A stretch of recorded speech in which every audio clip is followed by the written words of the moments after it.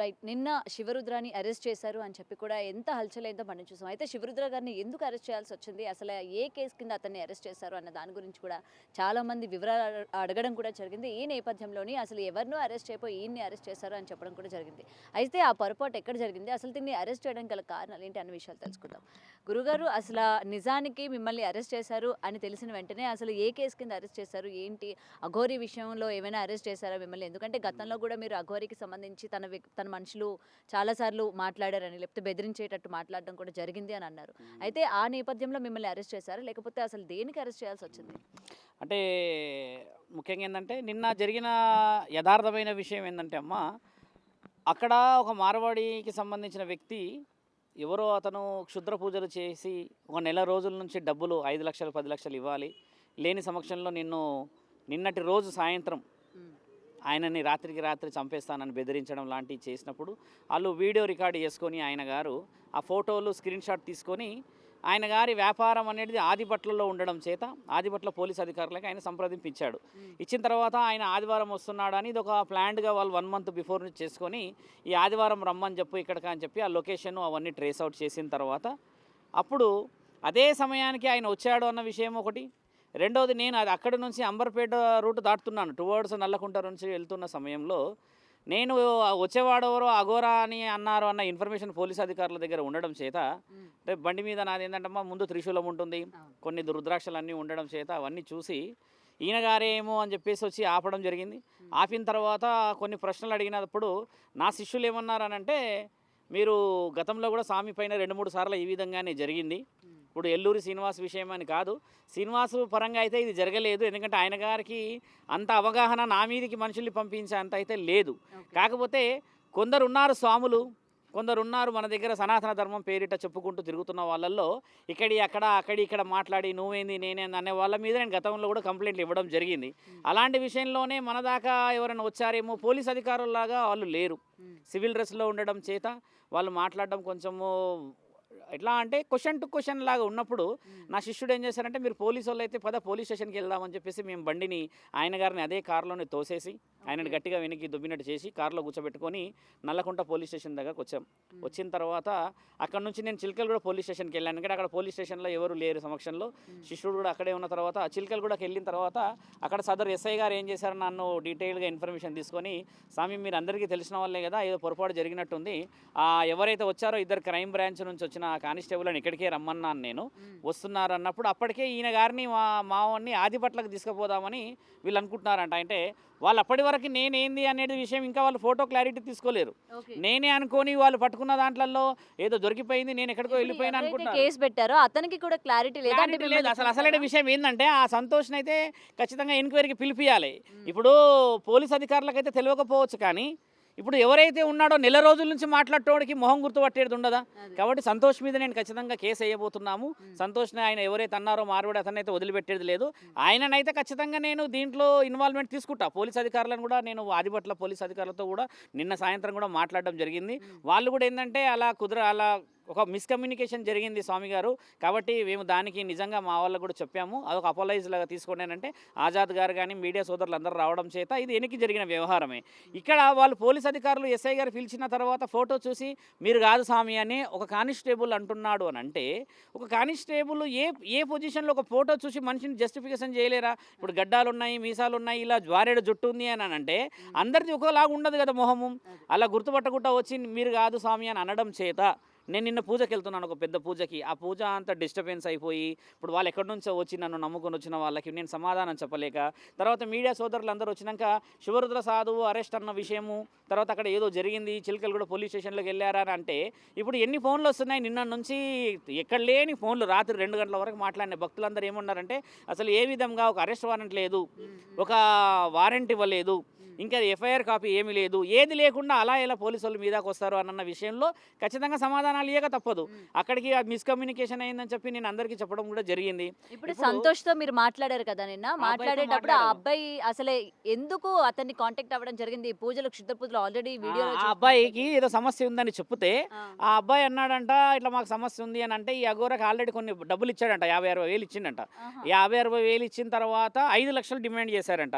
5 లక్షలు డిమాండ్ చేయడము నెల రోజుల నుంచి రాత్రిపూట ఫోన్ చేసి నేను పూజలు చేస్తున్నా అని, క్షుద్ర పూజలు చేస్తున్నాను, నగ్నంగా కూర్చున్నానని డైరెక్ట్ వీడియో కాల్లో ఆయనకి ఆ వీడియో రికార్డు ఉంది ఆ అబ్బాయి దగ్గర. ఆ అబ్బాయి ప్రొవైడ్ చేయాల్సిన అవసరం ఉంది మీడియాలకి. ఇప్పుడు ఆ వీడియోలు చూసిన తర్వాత ఆయనకు భయం అయ్యి ఏం చేశారు, పోలీస్ అధికారులకు సంప్రదింపిస్తే పోలీస్ అధికారులు ఆయన ఏమన్నారు, రప్పించే ఏర్పాట్లు 5 లక్షలు ఇస్తామని చెప్పి పూజకు రమ్మని అన్న తర్వాత ఆయన గారిని పట్టుకున్నారు నిన్న సాయంత్రం. నేను నిన్న మీకు చెప్పాను, ఎట్టి పరిస్థితుల్లో వదిలేదన్నాను. పోలీస్ అధికారులు కూడా ఫోటో చూపించిన తర్వాత గంటలోనే వాళ్ళు పట్టేసుకోవడము, అక్కడ నుంచి ఆదిపట్ల పోలీస్ స్టేషన్ కూడా తీసుకెళ్లారు. ఆయన గారు ఏం చెప్పారంట, ఇది వెనక 2-3 ఉన్నారంట పెద్ద వ్యక్తులు, నేను ఒక కాంట్రాక్ట్ తీసుకున్నాను అన్నాడంట. ఇదే కాంట్రాక్ట్ అనంటే ఇదెక్కడ కాంట్రాక్ట్, నన్ను అడిగారు, వాళ్ళు ఫోన్ చేశారు. వాళ్ళు ఆ కానిస్టేబుల్ ఫోన్ చేసి ఇది కాంట్రాక్ట్ అంటున్నాడు, వీడు ఏదేదో మాట్లాడుతున్నాడు స్వామి అని అంటే, అలా ఆయనను వదిలిపెట్టేది లేదు, ఈపు చింతపండు చేయాల్సిందే. ఇప్పుడు ఏంటంటే సనాతన ధర్మం పేరిట అమాయకులను మోసం చేసేది మన దగ్గర లేదు. 5 లక్షల పూజలు అసలు లేనే లేవు. 5,000, 10,000, 20,000 భక్తుల ఇష్టంగా వాళ్ళ దగ్గర ఉన్న తాయతను బట్టి ఇచ్చేది ఉన్నది. ధర్మంగా పూజలకు పైసలు ఇస్తారు, అది న్యాయమే. కానీ ఈ చంపేస్తాను, వాణి లేపేస్తా, వీని లేపేస్తా అని ఎవడో అడ్డొస్తున్నాడు అని చెప్పి 5 లక్షలు డిమాండ్ చేయడం అనేది ఒప్పుకునే విషయం కాదు. ఇప్పుడు పోలీస్ అధికారులు కూడా ఏం చెప్పారంటే, ప్రెస్ మీట్ పెడుతున్నాము ఆదిబట్లలో 3 ఉన్నారంట వీళ్ళెనక. ఈరోజు సాయంత్రం వరకు 2 పట్టుకుంటారంట.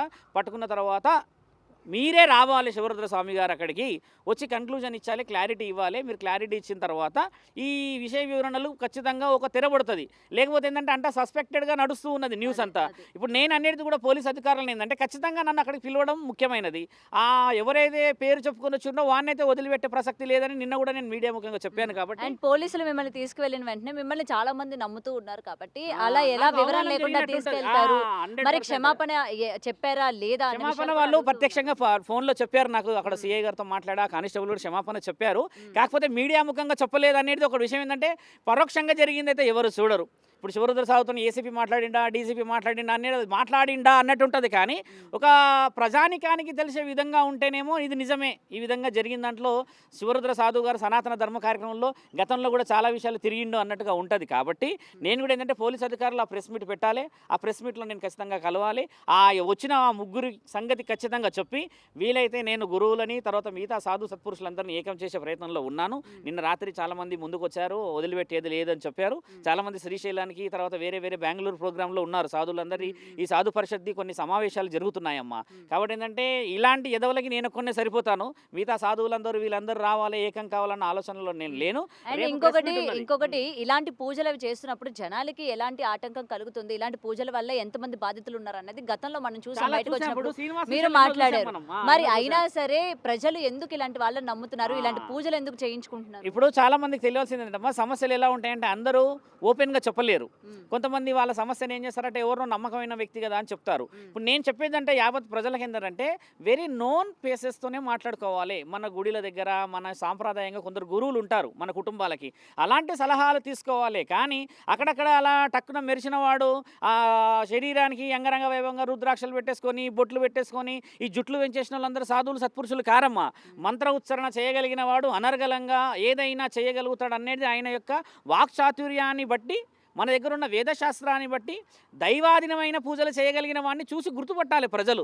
ఫోన్లలో వీడియో కాలింగ్లలో మాట్లాడడం తప్పు. ఇప్పుడు ఒక వ్యక్తితో కూర్చుంటేనే ఒక కొండ ప్రాంతమో గుట్ట ప్రాంతంలో లేకపోతే ఇంకేదో ప్రాంతంలో అయితేనే, గుడి ప్రాంతంలో అయితేనే వెళ్ళాలి. ఇక ఇంట్లో ఉన్నాను నేను కమర్షియల్గా బిల్డింగ్లో కూర్చున్నాను అని అంటే అది ఒక కమర్షియాలిటీ కిందే వస్తుంది. కానీ పూజా నియమ నిబంధనలు గుడిలో చేస్తారు కదమ్మా. ఇప్పుడు నైట్ 1 గంటలకు ఫోన్ చేసి నేను నగ్నంగా నేను భయపడిపిస్తున్నాను, నువ్వు చనిపోతావు, నేను 3 గంటలకు లేపేస్తానంటే ఈయన గారు ఎవరిని చంపమని చెప్పాడో అది ముఖ్యమైనది. సంతోష్ని వదిలిపెట్టబోద్దు అని చెప్తుంది దానికే. ఈ సంతోషు ఎవరి మీద చెప్పాడో ఆ వ్యక్తి ఎవరో ఈయన 5 లక్షలు అడిగితే ఆయన ఎందుకు ఇస్తాడన్నాడో తెలుసుకోవాలి. ఇక్కడ సంతోషే మెయిన్ పర్సనాలిటీ. ఆ సంతోష్ని అదే ఆదిపట్ల పోలీస్ స్టేషన్లో పిలిచి విచారణ కూడా చేయాలి. ఎందుకంటే ఆయన పోలీసులు అదుపులో లేరు, ఆయన అదుపులో లేడు అసలు. ఆయన గారు ఈ పోలీస్ అధికారులతోని తిరుగుతున్నాడు, అటు ఇటు తిరుగుతున్నాడంటే ఆయన కూడా పోలీస్ అధికారులే అనుకున్న తర్వాత మాకు తెలిసింది. ఆజాద్ గారు వీళ్ళందరూ వచ్చాక నేనే స్వామి ఆయనను పిలిచినానంటే మరి నెల రోజుల నుంచి ఎన్ని కమ్యూనికేషన్లు ఇచ్చావు, 30,000 40,000 పంపించావు. ఇవన్నీ పంపించిన తర్వాత నువ్వు ఎవరిని ఏం చేయమని నువ్వు ఎవరిని చంపమని అన్నావు? ఈ కోణంలో పోలీసు అధికారులు అడగాల్సిన అవసరం ఉన్నది. ఇప్పుడు రేపటి రోజు ఆయన ఎవరు పట్టుకున్న అతను అక్కడ ఉన్నాడనంటే ఆయన దగ్గర కూడా ఈ విషయాలు సేకరించాల్సిందే.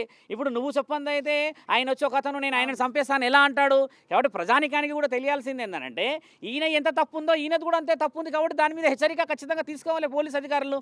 ఏ ఆదిపట్ల పిఎస్లో డబ్బులు అడిగాడని, ఏ ఆదిపట్ల పిఎస్లో ఈ విధంగా నన్ను మానిటర్ చేసి ఒక రకమైన వశీకరణకు తీసుకొచ్చాడు అన్నప్పుడు 5 లక్షల విషయం వచ్చినప్పుడు ఈయన గారు ఎవరి గురించో చెప్పుతూనే కదా ఈయన 5 లక్షలు ఇస్తా అని ఉండవచ్చు. 5 లక్షలు అంటే చిన్న విషయం కాదు. అంటే నీ దగ్గర డబ్బులు ఉన్నాయి కాబట్టి ఒళ్ళు బల్పెక్కి ఈ విధంగా పనిచేస్తున్నారన్న వాళ్ళకి సమాధానం చెప్పాల్సిన అవసరం ఉంది. అండ్ నిన్న మీ పైన ఇలా కేసు రాగానే కొంతమంది మీరంటే గిట్టని వాళ్ళు కూడా శివరుద్ర కూడా ఇలాంటి చేస్తూ ఉంటారు, చాలా ఇలాంటి మంది పూజలు చేస్తూ ఇప్పుడు ఉంటారు అని చెప్పారు. ఇప్పుడు చెప్పి అన్నారు. నేనేమన్నానంటే అమ్మా, కొంతమంది ఏమడుతున్నా పరోక్షంగా చెప్పడం, ఇప్పుడు శివరుద్ర సాధువు క్షుద్ర పూజల విషయంలో అయితే ఇంతవరకు ఎక్కడ ఎవరి దగ్గర మనం లేము. దైవాధీనమైనది శివతత్వం అన్న పూజలే చేస్తాను కాబట్టి నా భక్తులకి నేను తెలుసు క్షుద్ర పూజలు అనేటిదే చేయకూడదు అనేది. నేను మొదటి నుంచి ఎల్లూరి శ్రీనివాస్ విషయంలో లైవ్గా వార్నింగ్లు ఇచ్చి, లైవ్గా ఎవిడెన్సెస్ సేకరించి, లైవ్గా డాక్యుమెంటేషన్ ఇచ్చింది కూడా దేనికంటే అమ్మా, క్షుద్ర పూజలు అనేది మన దగ్గర సాంఘికంగా శాస్త్రీయంగా లేదు. ఉన్నదల్లా వేద శాస్త్రాలు, హోమాలు, తర్వాత మనం చేసే అగ్నిహోత్రాలు మాత్రమే ఉన్నాయి. కానీ అలాంటివి వదిలిపెట్టేసేసి క్షుద్ర పూజలు నమ్మేవాళ్ళు దైవంతో ఉన్నవాళ్ళు అని అనుకోకూడదు మనం. ఇప్పుడు దైవం వేరు, దైవరక్షణ వేరు, దైవంలో ఉన్న తత్వాలు వేరు కదా. అవన్నీ వదిలిపెట్టి మనం ఎలా మాట్లాడతాము? ఈ విధంగా జరిగింది, ఆ విధంగా జరిగిందని చెప్పేసి. ముఖ్యంగా తెలుసుకోవాల్సింది ఏంటంటే ప్రజానికాలకి ఏంటంటే క్షుద్ర పూజలు చేసే వాళ్ళని వదిలిపెట్టను నేను. శివరుద్ర సాధువు జగద్గిరి గుట్ట పైన ఉంటాడు. అంటే నేను శివభక్తుడిని మీ అందరికీ తెలిసిందే కాబట్టి శివభక్తులు ఎవరు క్షుద్ర పూజలు చేయరని మీ అందరికీ తెలవాలి. ఇంకా అవగాహన లోపంగా ఉన్నారు మీరందరూ కాబట్టి అవగాహన తెచ్చే విధంగా సాధువులని, పురోహితులని, పండితులని, పీఠాధిపతులని, మఠాధిపతులని సంప్రదించి గౌరవాన్ని సంపాదించుకోండి. అంతేగాని వేషాధారణను చూసేసి క్షుద్ర పూజలు అనడానికి అధికారం ఎవరికీ లేదు. ఇప్పుడు నిన్న ఒక సంతోష్ ఏం చేశాడు తెలుసో తెలియక ఒక వీడియో రికార్డు చేశాడు. వీడియో రికార్డులో ఏమైంది, అవతల వ్యక్తి క్షుద్ర పూజలు చేస్తాడా చేయడా అనేది నిర్ధారణ చేసుకున్నాకనే పోలీస్ అధికారులు వచ్చారు. అంత సులభంగా వాళ్ళు ఎక్కడికి వచ్చి పట్టుకోరు కదా. కాబట్టి నేను కూడా ప్రజానికానికి ఏం చెప్పానంటే అమ్మా, 5 లక్షల పూజలు లేవమ్మా, 10 లక్షల పూజలు అసలే లేవు. ఉన్నాయల్లా 5,000, 10,000 పూజా సామాన్లు తెచ్చుకోవాలి. ఇక నీ తాహత బాగుంటే నీ ఇష్టం ఉన్నట్టు ఇచ్చుకుంటావు. కానీ ఇంత ఇవ్వాలి అంత ఇవ్వాలి అనేది డిమాండ్ ఉండదు. ఎందుకంటే కర్మ ఫలితాలకు అనుకూలంగా గురువులకు ఇచ్చేది గురు దక్షిణాది. పూర్వం ఏం చేసేవాళ్ళు, గురువులకి బియ్యం ఇచ్చేవాళ్ళు, లేకపోతే పంట పొలాల నుంచి పండ్లు పలహారాలు ఇచ్చేవారు. ఇప్పుడు ఆధునికత పెరగడం చేత డబ్బులు ఇస్తున్నారు అంతే. ఇప్పుడు మనం కూడా గమనించాల్సిందంటే గురువులకి డబ్బులు వేయాలా చేయకూడదా అని అంటే ఇప్పుడు ఉన్న విషయ వివరణ ఏంటంటే నీ పాప కర్మలని కడుక్కోవడానికని నీవు ఆయనకి కర్మ ఇచ్చినప్పుడు ఒక అనుభవంగా ఒక గౌరవంగా ఇస్తున్నది స్వీకరణ. కానీ దానికి ఒక డిమాండ్ అయిపోయింది. ఇప్పుడు 10 ఇస్తేనే, 20 ఇస్తేనే, 30 ఇస్తేనే. శ్రీనివాస్ ఏం చేస్తాడు, యోని పూజలని 15 లక్షలు తీసుకున్నాడు. అసలు 15 లక్షల పూజనే లేదు, మన శాస్త్రంలో దాగిలేదు. కామాఖ్యాదేవి గౌహాటిలో ఎక్కడ ఉంది, అవి పూజా విషయాలు వేరు. కాబట్టి ఇంకా అవగాహన చాలా రావాలి ప్రజల్లోకి. శివరుద్ర సాధు ఇలా అన్నాడన్న ప్రతి ఒక్కరికి చెప్పేది ఏంటంటే భక్తుల నుంచి సమాధానం వేరు, పరోక్షంగా మెసేజ్లు పెట్టేది వేరు. కామెంట్లు చూడండి చాలా పెడతారు, ఆ కామెంట్ ఎవరిది ఉండదు తెలియదు. ఒక కామెంట్ ఇంకొకటి, మీరు ఈ మధ్య కనబడకపోవడానికి కారణం కూడా శ్రీనివాస్ అంటే అఘోరికి సంబంధించిన వ్యక్తులు మిమ్మల్ని బెదిరించారు, మిమ్మల్ని అంటే వాళ్ళ నుంచి మీకు థ్రెట్ ఉంది కాబట్టి మళ్ళీ ఈయన మీడియా ముందు కనిపించకూడదు అని చెప్పి వార్నింగ్ ఇవ్వడం బట్టి ఈయన కనిపించలేదు అన్నారు కదా. ఇప్పుడు ఇంకోటి ఏంటంటే ఎల్లూరి శ్రీనివాస్ దగ్గర నుంచి వార్నింగ్లు పడే అంత పరిస్థితుల్లో శివరుద్ర సాధువు లేడు. ప్రజలందరికీ తెలియాల్సింది ఏంటంటే శ్రీనివాస్ చాలా చిన్న వ్యక్తి. ఆయనకి ఏంటంటే ఆయన మంత్రం మీరు చూశారు కదా, పౌండ్స్ పౌడర్ అని చెప్పి మీరే అన్నారు చాలామంది. కాబట్టి అలాంటి వ్యక్తికి భయపడే అంత స్థితి పరిస్థితులు ఇప్పుడు కాదు కదా, ఎప్పటికీ ఏర్పడదు. ఆయన గారి వ్యక్తులు కొంతమంది నన్ను అటాక్ చేశారు అన్న విషయం ఏంటంటే నిర్ధారణ మొదట్లో శ్రీనివాస్ పెళ్లి జరిగినప్పుడు ఒక 15-16 మంది వచ్చేసి సస్పెక్టెడ్గా తిరిగి ఫోన్లలో మీరు ఎందుకు ఇన్వాల్వ్ అవుతున్నారు, మీకు ఈ విధంగా ఎందుకు, ఆ విధంగా కొంచెం వదిలేయండి అని అంటే అదే కౌంటర్ అటాక్గా జగద్గిరిగుట్ట పోలీస్ స్టేషన్ నుంచి వాళ్ళకి ఫోన్లు చేయించాను నేను. ఫోన్లు చేయించడం జరిగింది, వాళ్ళు ఆగిపోవడము జరిగింది. ఇప్పుడు శ్రీనివాస్ వచ్చేసి థ్రెటనింగ్ ఇచ్చే పరిస్థితుల్లో లేడు. శ్రీనివాస్ బయట ఉన్నప్పుడే ఏమీ పొడవలేడు, లోపలికి పోయినాక ఏం పొడుస్తాడు. కాబట్టి ఆయన కూడా చెప్పేది, ఆయన గారు చాలామంది ఇప్పుడిప్పుడే తెలుసుకుంటుంది ఏంటంటే శ్రీనివాస్కి అంత సీన్ లేదని నేను మళ్ళీ చెప్తున్నాను. ఎందుకంటే ఆయన గారు నోటి దూల ఉంది, ఆ నోటి దూల వల్ల ఆడపిల్లల విషయంలో లోపలికి పోయాడు. కానీ శ్రీనివాస్ అలా దుస్తులు లేకుండా తిరిగినన్ని రోజులు ఎవరు పట్టుకోలేరు. పట్టుకుందల్లా శ్రీనివాస్ని ఒకే ఒక విషయం, ఆడపిల్లలు ఇద్దరిని పెళ్ళిళ్ళు, తర్వాత వాళ్ళ తల్లిదండ్రులు ఇబ్బంది పెట్టడు. మూడో విషయము ఈ యోని పూజలలో 15 లక్షలు తీసుకోవడం. అంటే ఇక్కడ ముగ్గురు ఆడవాళ్ళ శాపమే ఇది. కాబట్టి ఏంటంటే స్త్రీలతో పెట్టుకున్నాడు కాబట్టి అది ధర్మం అయితే గెలిచేవాడు, అధర్మంలో ఎలా గెలవనిస్తాం. కాబట్టి అమ్మ అలాంటి వ్యక్తుల్ని ఎప్పుడు ఉపేక్షించబోలేము. శ్రీనివాస్కి, ఎల్లూరి శ్రీనివాస్కి ముఖ్యంగా అఘోరి అని పేరు పెట్టుకు తిరుగుతున్న ఆయన వల్ల ఎక్కడ ఏ విషయంలో శివరుద్ర సాధువుకు లేదు. కానీ నేను ఇప్పుడు ఓపెన్గా చెప్తున్నాను కదా, కొందరు సాధువులు భాగ్యనగరంలోనే ఉన్నారు. మేమేది అని చెప్పేసి మేము ఎక్కడో లేని జ్ఞాన సంపదకులము హిమాలయాల్లో నుంచి పెరిగి వస్తున్నామని చెప్తున్న వాళ్ళకి చెప్తున్నామ్మా. వాళ్ళ మీద నేను నిన్నగాక మొన్ననే కేసు కూడా జగద్గిరిగుట్టలో ఫైల్ చేశాను. ఎందుకంటే వాళ్ళు మాట్లాడే పద్ధతులన్నీ ఎలా ఉంటాయంటమ్మా, ఈ మైకి పట్టుకోగానే మేము మహా యోగులము, మహా పెద్ద సాధువులమని మాట్లాడతారు. చేసే పనులన్నీ మాత్రం దిక్కుమాలిన పనులు, దిగజారిన పనులు చేస్తున్న వాళ్ళందరినీ వదిలిపెట్టేది లేదని నిన్న చెప్పింది కూడా అదే. ఇప్పుడు ఈ సాధువు వచ్చాడు, ఒక ఆయన 5 లక్షలు అని చెప్పేసి, ఆ సాధువు వచ్చి 5 లక్షలు ఇవ్వని అడగలేడు. అంటే ఒక భక్తుడు నమ్మకంగా పోయిండు, ఆ నమ్మకాన్ని నిలబెట్టాలి అంటున్నాను నేను. ఈ నమ్మకంతో పోవాలి. కానీ మన దాంట్లోనే మనకి గూడుపుటానం జరుగుతూ ఉంది. ఇప్పుడు ఎల్లూరు శ్రీనివాస్ చూడమ్మా, హిందుత్వంలో ఉన్న అందరిని ఎంత పెకిలించి చెడ్డ చేశాడు. దీనికి అధికారం వచ్చింది ఎక్కడి నుంచి అంటే మనం ఉపేక్షిస్తున్నన్ని రోజులు వాళ్ళు మన నెత్తి మీద తాండవం చేస్తూనే ఉంటారు. కాబట్టి మేము సంవత్సరం క్రితమే పూనుకున్నాము ఇలాంటి విషయాలు వదిలిపెట్టేది లేదని. నేను నా తండ్రి పరమశివుడికి మొదట ఇచ్చిన నా వాగ్దానమే అదమ్మా మా గురువుల నుంచి. ఎక్కడైతే సనాతన ధర్మం పేరిట అధర్మాన్ని ధర్మం అని అంటారో అలాంటి వాడి వీపు ఒలిచేస్తా అని చెప్పిన నేను చేసినది కూడా ముమ్మాటికి అదే. నేను ఇప్పటివరకు ఎక్కడ ఎందుకు ఫెయిల్ కాలేదని అంటమ్మా, నేను ధర్మం అన్నాను కాబట్టి మీరందరూ కూడా సహకరించి ఇక్కడ దాకా రాగలిగారు.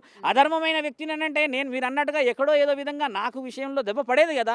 దెబ్బ నాకు పడాలని నేను ఇప్పటికీ ఏం ఆలోచిస్తా అంటే అమ్మా, ధర్మం వైపు ఉండి నాకు దెబ్బ పడితే నేను నా వీపు మీద వేయించుకోవడానికే సిద్ధం. కానీ అధర్మంగా ఎంతమంది వచ్చినా కూడా అమ్మ ఎట్టి పరిస్థితుల్లో ఒప్పుకోను. ఈ విషయం కూడా ఆ సంతోష్ అనే వ్యక్తిని మీరు అందరూ గట్టిగా అడగాల్సిన అవసరం ఉంది. ఆదిపట్ల పోలీస్ అధికారులకు కూడా మంచి కృతజ్ఞతలు చెప్పాలి. ప్రెస్ మీట్ ఆయన ఇమీడియట్లీ అరెస్ట్ చేయడం జరిగింది. ప్రెస్ మీట్ కూడా వాళ్ళు పెట్టడం జరుగుతుంది. కాబట్టి ప్రెస్ మీట్ అందరూ వస్తానని చెప్పారు. ఆ ప్రెస్ మీట్లో నిజ నిజాల నిర్ధారణ రేపు కానీ ఎల్లుండి కానీ, అంటే ఇంకా ముగ్గురు ఉన్నారు. ఒక అతను దొరికాడు, ఇంక ఇద్దరు దొరకాలన్నారు. ఈరోజు రేపు అయిపోతుంది స్వామి అని అన్నారు. వాళ్ళు రాగానే పెద్ద ఎత్తున ప్రెస్ మీట్ పెట్టి ఈ తెరకి ఒక ఆలోచన ముగింపు ఇస్తానమ్మా. కాబట్టి సనాతన ధర్మంలో ఉన్న ప్రతి భారతీయ పౌరులందరూ కృతజ్ఞతలు చెప్తే గురువులని, సాధువులని, సత్పురుషులని నమ్మండి. కానీ ఇలా మిమ్మల్ని చంపేస్తాము, లేపేస్తాము అని చెప్పేసి అర్ధరాత్రి నగ్న పూజలు చేసే వాళ్ళని నమ్మకండి చెప్పేవి చెప్తున్నామమ్మా. ఇది జరిగిన సమగ్రమైన విషయం తల్లి.